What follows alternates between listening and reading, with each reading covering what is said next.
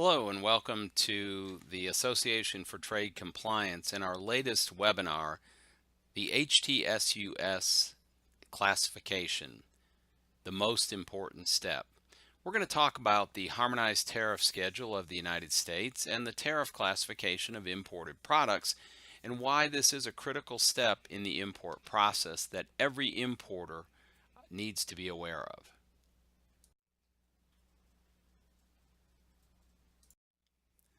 As always, I'd like to read our disclaimer before we get started. Information provided in this webinar and all training materials provided by AFTC are for informational purposes only. The information is not to be considered as legal advice or relied upon for any other purpose.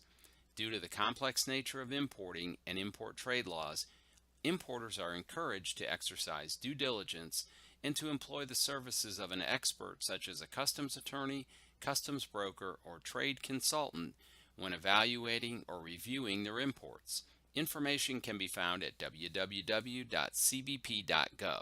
and you may also feel free to contact us info@aftcompliance.org if you have any questions, and we'd be more than happy to assist you. Okay, without any further ado, let's move on into our webinar. The first question we have to ask is, what exactly is the HTSUS? Well, the HTS is the Harmonized Tariff Schedule.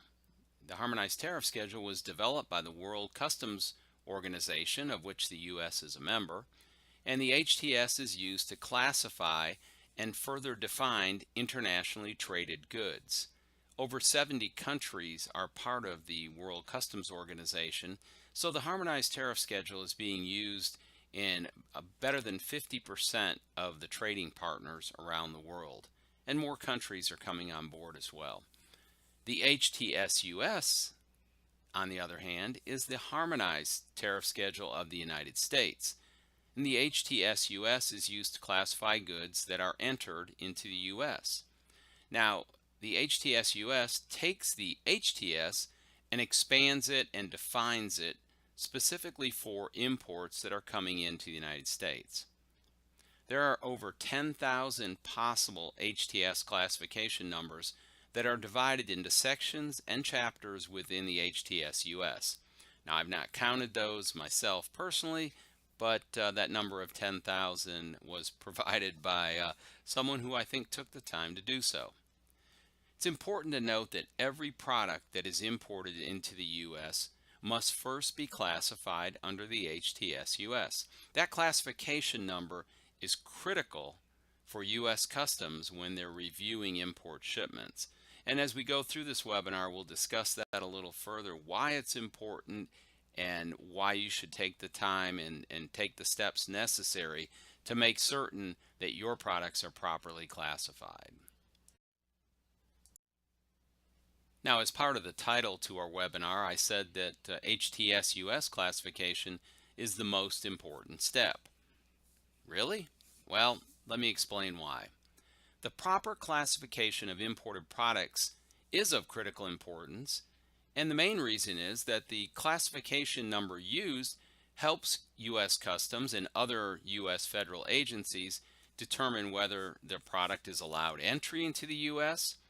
It also determines the proper duty rate that's to be applied to the imported product. Important side note there, duty rates for products being imported in the U.S. are as low as 0 or duty-free, and they range up into the 30 and 40% range for some items. So the classification determines the duty rate, and with that wide of a variance, it's critical that the product be properly classified and the proper duty rate be applied. The tariff classification also determines which rules and regulations may apply that is, to the imported products. Now, there are over 40 U.S. government agencies that have regulatory oversight over products that are being imported. So the proper tariff classification helps those government agencies determine what rules and regulations might apply to that particular product. So it's critical tariff classification is correct. And finally, U.S. Customs uses the Harmonized Tariff Schedule classification to help identify and target potential problem import shipments, high-risk shipments. That tariff number helps customs as they analyze data to determine, do we need to examine the shipment, or are we okay just going ahead and releasing it for entry into the U.S.? Now here's an important note. The proper tariff classification of every imported product is the legal responsibility of the importer of record. That's right. As the importer of record, you are legally responsible for the correct tariff classification. If that classification is given incorrectly, you can be subject to both civil and even criminal charges that can be handed down by U.S. Customs and Department of Justice. So it's a serious thing. It's not just a number we randomly pick. It has to be properly assigned to every imported item. And the failure to properly classify imported products can lead to owing additional duty, plus interest, and even substantial U.S. Customs penalties. It's been noted that the failure to properly classify imported items is the most frequent error made involving products that are imported into the U.S. Let's talk about due diligence and reasonable care. Now, those are terms you may have heard before, perhaps involving importing, but maybe just in your day-to-day business dealings. Due diligence and reasonable care are the level of care that an average person would exercise when dealing with rules and regulations. And Customs has stated that it is the shared responsibility of Customs and the trade community, including importers, to make certain that reasonable care is exercised at all times in every import transaction. U.S. Customs requires that the importer of record use reasonable care to enter, classify, determine the value of imported merchandise, and to provide any other information necessary to enable Customs to properly assess duties, collect statistics, and determine if any other applicable legal requirements have been met. That's a big statement. Now those words come directly from U.S. Customs, and there's a lot of depth there that we really need to explore. Customs says that you need to provide any information necessary. Well, what information is necessary? You as the importer need to know that. Customs says that you need to exercise reasonable care to enter your goods. What does it mean to enter the goods? Well, an entry is the filing of the paperwork, most commonly electronically at this point, with U.S. Customs when a shipment arrives at the U.S., so that Customs can review it and determine whether or not that item can enter the U.S. Classifying your merchandise, you're also required to exercise reasonable care. And as we've talked about a little, the Harmonized Tariff Schedule of the United States is a classification, a list of classifications that are used for imported products. And it's also important that you declare the correct value of your imported merchandise. And that's a big enough topic that we'll cover it in another webinar another day. But just basically reading that statement from Customs, understand that as an importer, you have to be proactive. You have to be involved in your import shipments. Don't just hand them off to a customs broker and say, take care of this, get it delivered to me, and I don't want to worry about anything. It's important that you take the time to understand your imported products, to understand the rules and regulations that might apply to them, and to make certain that every declaration that's being made to U.S. Customs, whether it's a paper declaration or an electronic declaration, is true and correct to the best of your knowledge. The failure to do that shows that you're not exercising reasonable care and due diligence and subjects your company to penalties, and none of us want that. Finally, I'll share that you can take a look at a document, a checklist that Customs had put out several years back called Reasonable Care, a Checklist for Compliance. And you can download a PDF copy of that publication at the Customs website, and I give you the address there where you can click on so that you can go and get that document.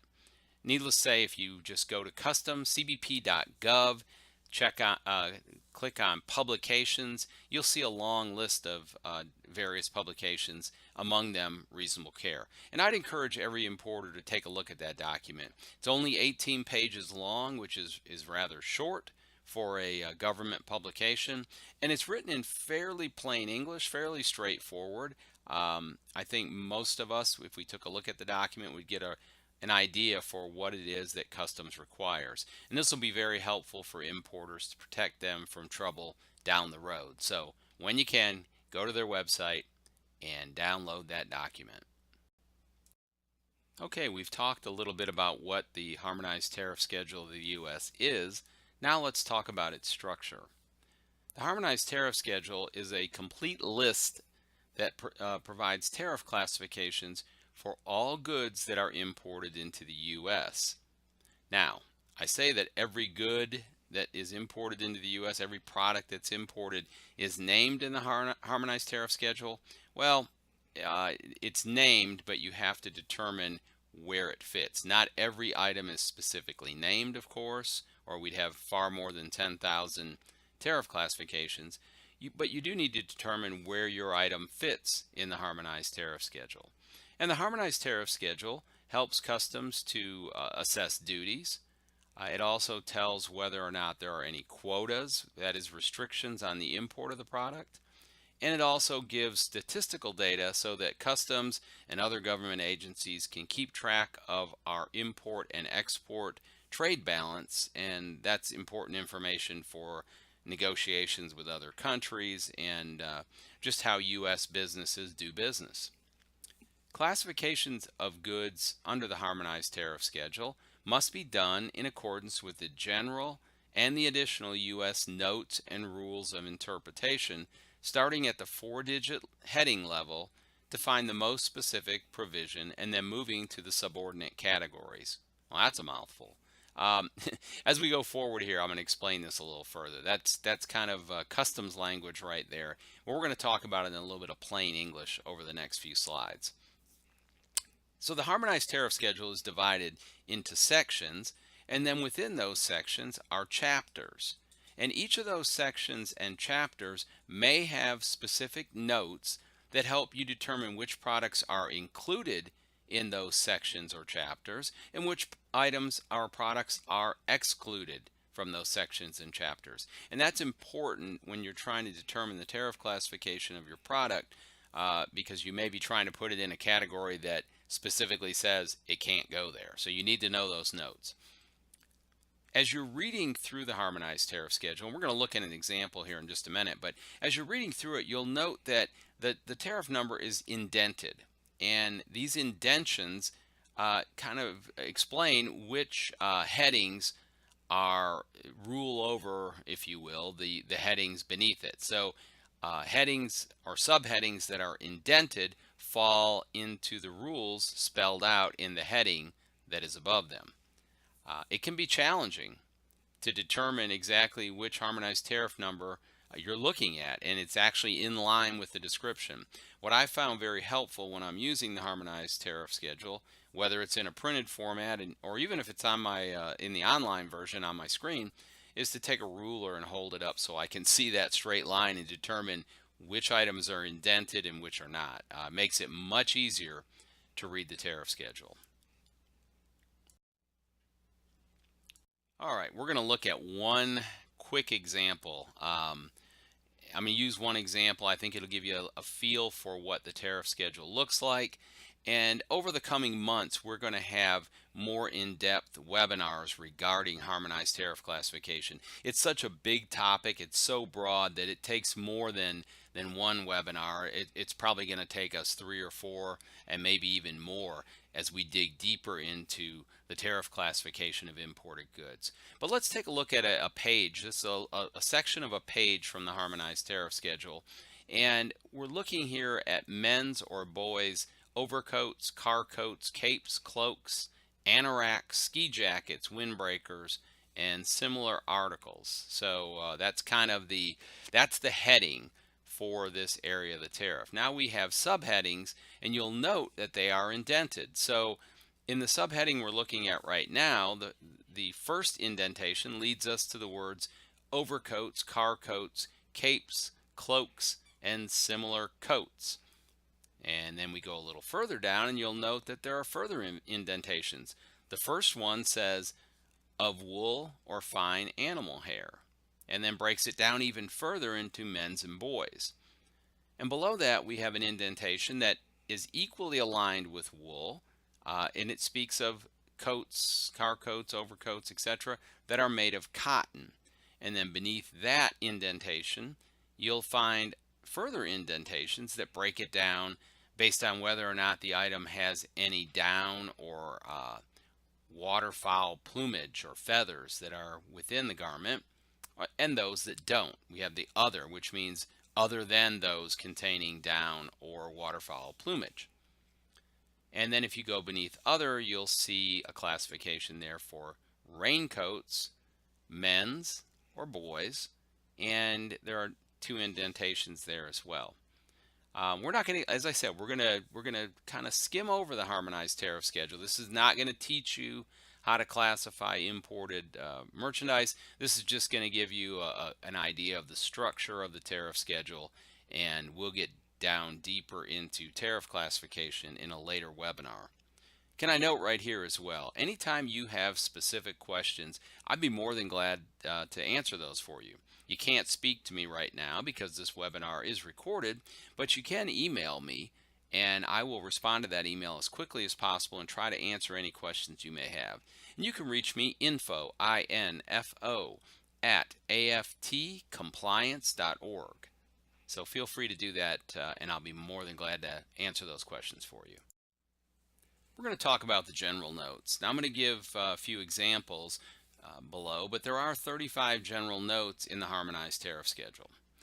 General note number 1 explains that all imported goods are to be entered into the U.S. either dutiable or non-dutiable.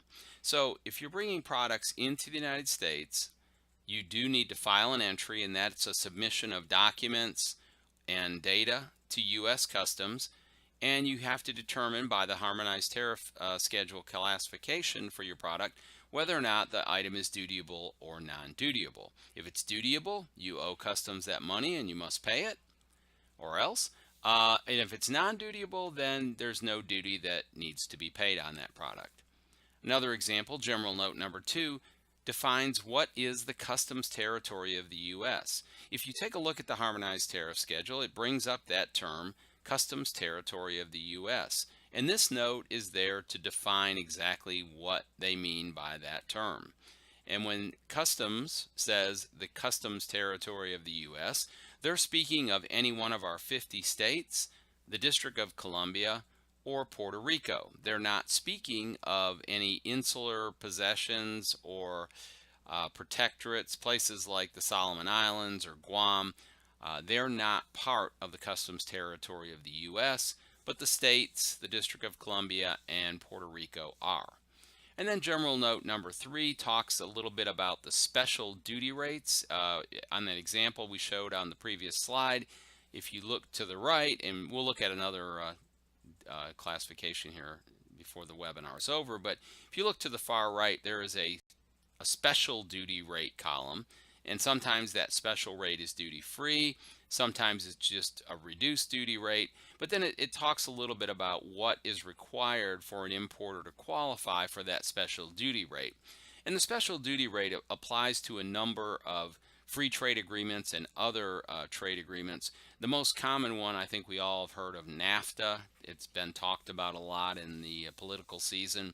And NAFTA is the North American Free Trade Agreement. That's a trade agreement between the United States, Mexico, and Canada, and it allows merchandise traded between those 3 countries to enter one of the partner countries as duty-free. So that explains what the special duty rate column is, and there's examples of a few of the general notes for you. Okay, special duty rates. I'm going to talk a little bit further about it because, I mean, the truth be told, it's complicated.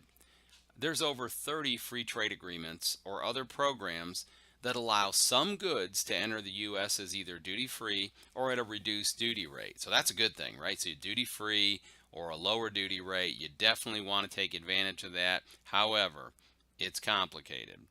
Believe it or not, there are over 800 pages of rules and regulations in the Harmonized Tariff Schedule that pertain to the various free trade agreements. And confirming that your goods qualify can be a time-consuming process, and you must be certain that they qualify before you claim a special rate. The failure to prove that your goods qualify means that you would then owe customs the duty, plus interest, and most likely penalties as well. And just know that free trade programs are on the target enforcement list for U.S. Customs this year and probably for the next several years. They're cracking down on enforcement of the trade rules, and free trade programs are getting a close look. So if you import products either duty-free or at a reduced duty rate because of a free trade agreement or another trade agreement, just understand that you're going to be under extra scrutiny, and you better dot your I's and cross your T's and have your documentation in order. As I mentioned before, proactive is good, reactive is bad. So take the time to understand if your goods qualify before you make that claim. As I mentioned on an earlier slide, you can contact me for more information because, as I said, it's complicated. info@aftcompliance.org. That's a good way to reach me. Let's talk a bit about the GRI, or General Rules of Interpretation. The GRI govern the classifications of goods in the Harmonized Tariff Schedule of the U.S. So these rules, and there's 6 of them, explain the steps that you take in order to classify your merchandise properly. There are 6 GRI, and within those 6 GRI there are 7 subnotes. So we have roughly 13 notes that we're dealing with when we're trying to determine the classification for a product. And the GRI, you have to work through them in numerical order. So GRI 1 is paramount. It's the king GRI, if you will. And then beneath it are GRI 2, 3, 4, 5, and 6, along with the subnotes within each of those GRI. The GRI explain what words in the Harmonized Tariff Schedule of the U.S. are considered legal text and which ones are not. Customs has put chapter headings and subheadings and descriptions in the tariff schedule that are there for ease of use, make it easier for you to review and look through the tariff schedule and find what you're looking for, but they're not part of the legal text that you can use to classify your item. I know that sounds very confusing, and it is, but I'd be more than glad to speak in more detail about that if you wanted to contact me. The GRI govern the steps in the classification process for any imported good and must be applied when using the Harmonized Tariff Schedule. See, what I found over the years, and I've been a customs broker for over 30 years, is that when I sit someone new down and I try to explain to them the Harmonized Tariff Schedule, they have a tendency to just look at the alphabetical index, flip to where they think their product should be, look at that, there it is. They choose that tariff classification number and duty rate, and they want to apply it to their product. Well, you've got to first take a look at these rules of interpretation to make sure that you're doing that correctly. So apply the rules, the general rules, also apply the section and chapter notes, and that'll make certain that when you're classifying your item, you're doing it correctly and you're paying the correct duty rate. Okay, let's take a look at the sections and chapters that divide the Harmonized Tariff Schedule of the U.S. There are 22 sections that are within the Harmonized Tariff Schedule, and those are broken down into 98 individual chapters. It's important to note that the section notes apply only to the chapters within that section unless they specifically say that they apply elsewhere. So some notes may say something like, as provided for in section 2 and elsewhere within the tariff. In other words, that note would be covering other sections and chapters as well. But normally the note is specific only to that section and to the chapters beneath that section. Now, the section notes will often provide a definition for words that are used throughout the Harmonized Tariff Schedule. For an example, note number 2 in Chapter 1 explains what is meant by the word dried product. Now, you might think the word dried is pretty easy to define. You could look to the Merriam-Webster dictionary perhaps and see what the word dried means. However, what you have to understand when using the Harmonized Tariff Schedule is that the definition of a word may not be the same as it is defined in a dictionary. It's a specific legal definition provided for in the Harmonized Tariff. So you have to make certain that if a word is defined in the tariff schedule, that is the definition you're using for the word, not the more common or dictionary definition that you may have used in the past. And that can come into play when you're classifying a product. If you don't know the correct Harmonized Tariff Schedule definition of a word, you may misclassify a product and therefore pay the wrong duty rate. So, need to know the definition as the tariff defines it. Now, the section and chapter notes are often used to define which products are either included in or excluded from that section or chapters beneath that section. So it's important that you read those notes carefully, because I've seen in the past where a person will go and try to classify a product and they believe they've arrived at the correct classification. Everything in the tariff seems to point where they're at, except for the fact that there's a section or chapter note that specifically excludes that product from that section or chapter. Okay, so we're talking about these things and it all may sound a bit confusing. Harmonized Tariff Schedule is a challenging document to read through and review, and it does take years of study and practice to the point you get proficient in using the tariff schedule. So if you're an importer and you're trying to classify your own products, I would always recommend that you speak with an expert, such as a customs broker or a customs attorney or a trade consultant like TradeLogic International, to help you confirm that the tariff classification you're choosing for your product is in fact correct. Now we're going to take a little look at how a tariff number is divided. Now, a tariff number for the U.S. purposes is 10 digits long. And I'm going to go and kind of walk you through the process for a particular tariff number that I've chosen here, which is for men's woven dress shirts of man-made fibers such as polyester. So we'll start at the top here. There are 98 chapters in the Harmonized Tariff Schedule, as we previously noted, and the first 2 digits of the HTS classification number designate the chapter. So an item that is in chapter 62, such as the men's shirt we're discussing, would have 62 as the first 2 digits in the Harmonized Tariff classification number. And then every chapter is divided into headings and subheadings, and the headings are designated by the 3rd and 4th digit of the Harmonized Tariff Schedule classification number, while the subheading classification is designated by digits 5 through 8.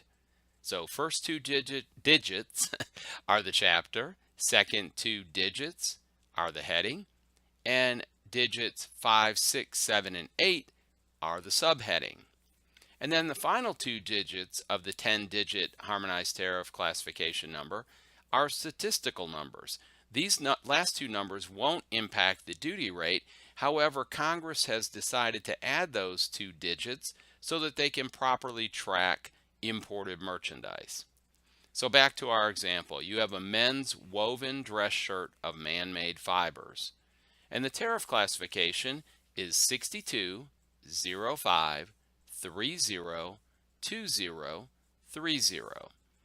62 is the chapter, 05 is the heading, 3020 is the subheading, and those last 2 digits, 30, are the statistical numbers, and that is a harmonized tariff classification, 10 digits. One example, remember there's over 10,000 possible harmonized tariff classification numbers you might use.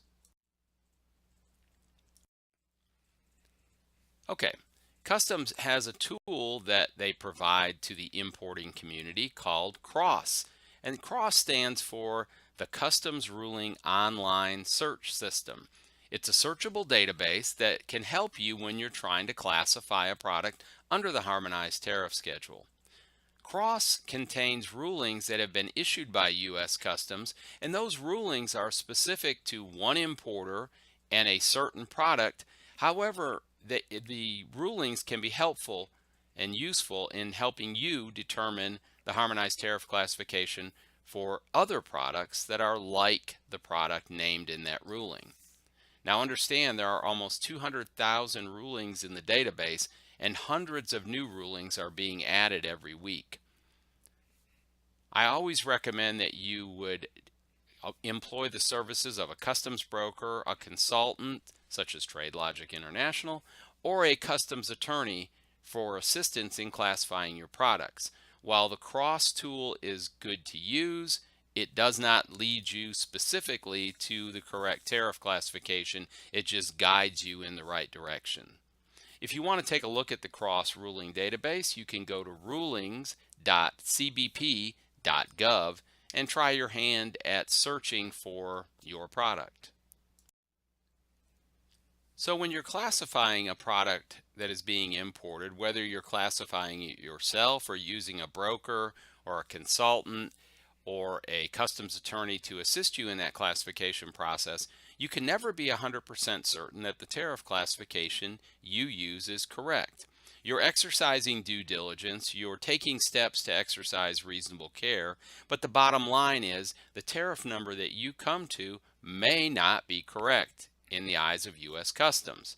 So Customs provides a mechanism where an importer can request a binding ruling, and those binding rulings can be regarding a tariff classification. They can also deal with country of origin marking, the origin of a product, NAFTA rules, and the applicability of trade programs. So there are many questions you can take to Customs and request a binding ruling, and that's always a good way to be 100% certain that what you are doing as far as your tariff classification is correct in the eyes of Customs. You can go online and file your own binding ruling request through the website cbp.gov, but I would strongly recommend that you have an expert assist you in that process. When you get a binding ruling, it's binding. That ruling must be followed for all of your future imports. Now, you have the right to disagree with Customs in their ruling, and you can even file a protest to try to overturn that ruling, but until you do that, that ruling is binding and you must follow it. There are penalties for importers that obtain a binding ruling and then fail to follow Customs advice received in that binding ruling. So don't do that. You got a problem? Do you? That's a good question to ask yourself today. Errors with harmonized tariff classifications are among the most common errors found by U.S. Customs when they audit import shipments. So that's an area every importer needs to focus on. And the sad part is, for most importers, they don't even know they have a problem with their tariff classification until they receive a notice from U.S. Customs. And by then, they're going to owe additional duties, they're going to owe interest, and they could be penalized for improperly classifying their imported products. As I've said many times before, and I probably bring it up in every webinar I do, being proactive is far better than being reactive, and it's far less costly too. So in other words, take the steps of reasonable care now to prevent the penalties and added costs that would come down the road if Customs finds errors that you've made. Now, the underpayment of duty means you'll have to pay back that underpaid duty, plus interest, plus most likely penalties.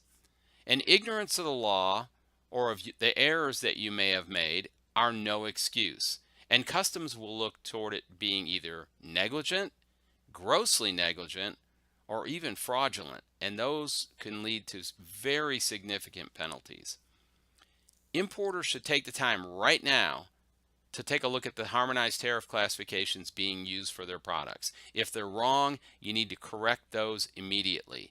And I strongly suggest you hire an expert, a customs broker, a customs attorney, or TradeLogic International as a consultant to help you in that process.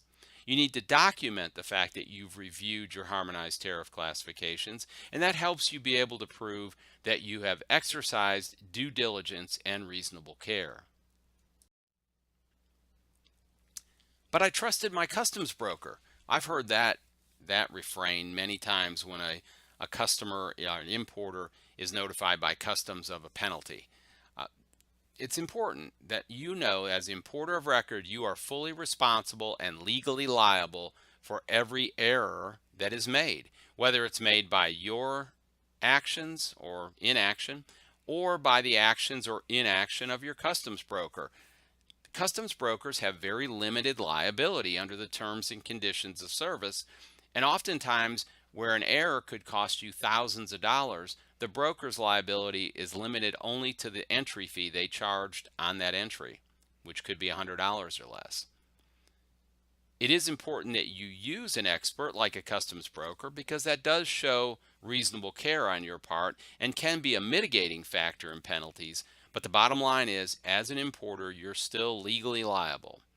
Communication is the key. You have to talk to your broker. You have to talk to your trade consultant. You need to communicate to them all the information they need so they can assist you. And let me say this, what you don't know can hurt you. It will hurt you. And ignorance is not bliss. All right, we're coming to the end of this rather long webinar. Sorry it runs over a little bit on our standard time. It's just because this topic is that complicated. Okay, so here we are. We've come to the end. You've heard all this information, and now you have to take action. Don't do nothing. I guess that's a double negative, but you know what I'm saying. Now is the time. Don't wait, because delays will cost you money, and sometimes very sizable amounts of money. You need to understand how your goods are being classified, and you need to make sure that the numbers being used are correct. You need to consider getting binding rulings for your imported products so that you can be certain that you and U.S. Customs agree. You need to communicate with the experts that you're using for assistance, and make sure you document everything you do. Reasonable care and due diligence, if they're not documented, they're kind of hard to prove, so make sure you take the time to document what you're doing. Use the tools that are out there like CROSS and the Harmonized Tariff Schedule online. Contact U.S. Customs for assistance. That's a good way as well to guide you through the process. And finally, use those experts, customs brokers, customs attorneys, trade consultants like TradeLogic International. You really need to know where you stand. You need to take a look, review and audit your processes today. Take a look at those harmonized tariff classifications you're using and make certain you're doing it correctly. And if you're not, take steps right now to deal with that. And there are certain steps that you should take, and I'd be more than glad to share them with you. Not in this webinar, but you can contact me. Again, info@tradelogicintl.com. So contact me if you have questions. I hope you've enjoyed this webinar. Take the time to do the training module that you'll find on the website, and take the post-test as well. One way of documenting that you're obtaining the training you need and you're exercising reasonable care and due diligence. Until next time, thank you very much for participating in this webinar, and we look forward to hearing from you.